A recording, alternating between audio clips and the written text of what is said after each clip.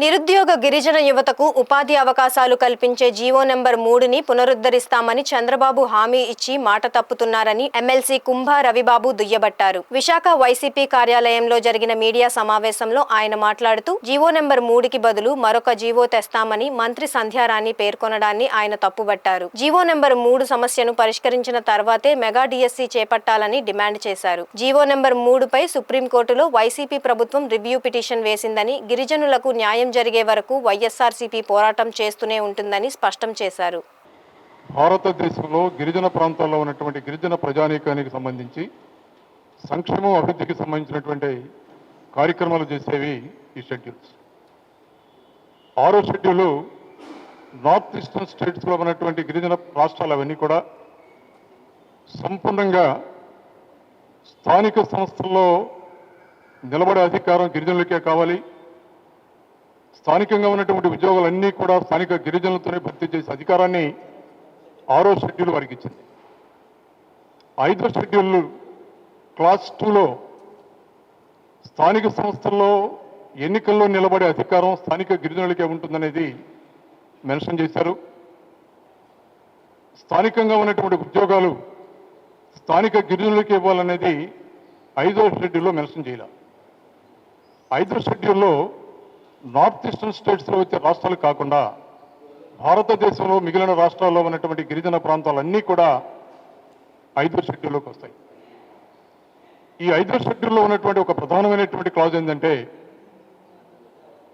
అన్ని రాష్ట్రాల్లో tribal advisory కమిటీలు పెట్టి వారి సలహా సంప్రదింపుల మేరకే ఎలాంటి నిర్ణయాలైనా ప్రభుత్వాలు తీసుకోవాలనేది 5వ షెడ్యూల్ స్పష్టంగా చెబుతుంది క్లాస్ 2 ద్వారా. ఈ జీవో 3కి సంబంధించి జగన్మోహన్ రెడ్డి గారు ముఖ్యమంత్రిగా ఉన్నప్పుడు అధికారంలోకి వచ్చినటువంటి 3 నెలలలోనే రాష్ట్రంలో ఉన్నటువంటి గిరిజన శాసనసభ్యులు అందరితోటి ట్రైబల్ అడ్వైజరీ కమిటీ ఏర్పాటు చేసి వారి సలహాలు సంప్రదింపులు తీసుకొని సంక్షేమాభివృద్ధి కార్యక్రమాలు అమలు చేస్తూ రాష్ట్ర గవర్నర్ ద్వారా రాష్ట్రపతి గారికి ఆ నివేదిక పంపించేవారు.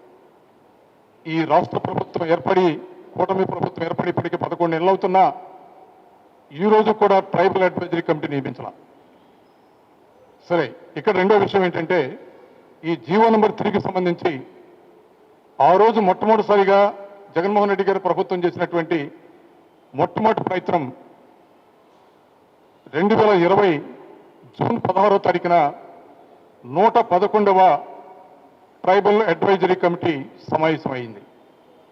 ఆ సమావేశంలో ప్రత్యేకంగా ఈ జీవో నెంబర్ 3ని కనుక పునర్నిర్మించకపోతే, సాధ్యం కాకపోతే ప్రత్యామ్నాయం ఏమిటని చర్చించి రాజ్యాంగంలో 5వ షెడ్యూల్లో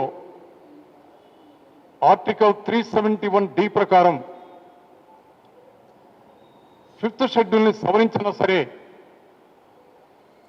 గిరిజన ప్రాంతాల్లో సంపూర్ణమైనటువంటి ఉద్యోగాలు గిరిజనులకి ఇచ్చే విధంగా సవరణ చేయాలి 5th షెడ్యూల్ అని సంపూర్ణంగా తీర్మానం చేసి కేంద్ర ప్రభుత్వానికి పంపాలన్న ప్రతిపాదన డాక్యుమెంట్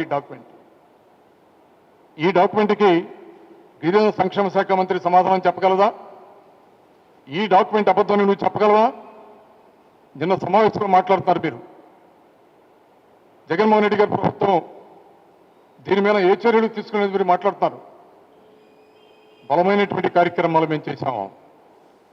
ఆ శాఖ మంత్రిగా ఆ శాఖలో గతంలో జరిగినటువంటి విషయాలు ఏమీ తెలుసుకోకుండా ఇష్టం వచ్చినట్టు మాట్లాడటం మంచి పద్ధతి కాదు. ఇవాళ వైఎస్ఆర్ కాంగ్రెస్ పార్టీ చిత్తశుద్ధితో ఉంది. మేము ఒకటే కోరుతున్నాం ఈ ప్రభుత్వాన్ని, గిరిజన సంక్షేమ శాఖ మంత్రిని. ఆ రోజు వైఎస్ఆర్ కాంగ్రెస్ పార్టీ ప్రభుత్వంలో చేసినటువంటి కార్యక్రమాన్ని ఈ జీవో నెంబర్ 3కి ప్రత్యామ్నాయంగా కార్యక్రమాన్ని ఏం చేయాలన్నటువంటి ఆలోచన, మా ప్రయత్నాన్ని చేత అయితే ముందుకు తీసుకెళ్లే ప్రయత్నం మీరు చేయండి. అంతేగాని రాష్ట్రంలో ఉన్నటువంటి 32 లక్షల మంది గిరిజనులకు అన్యాయం చేసే కార్యక్రమాన్ని చేయొద్దు. Thank you very much.